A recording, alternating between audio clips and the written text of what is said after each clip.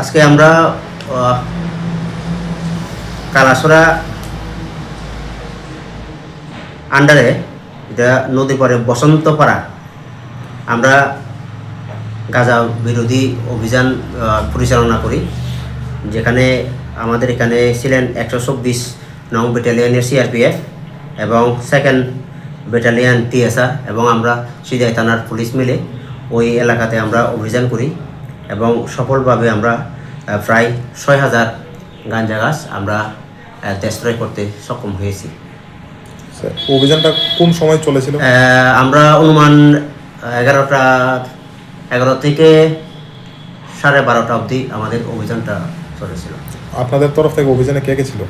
আমাদের তরফ থেকে আমি নিজে সিদাই থানার আইসি এবং সাব ইন্সপেক্টর রতিন দেব বর্মা, এসআই মামুন উল্লাহ কাজী এবং অন্যান্য স্টাফরা আমরা ছিলাম।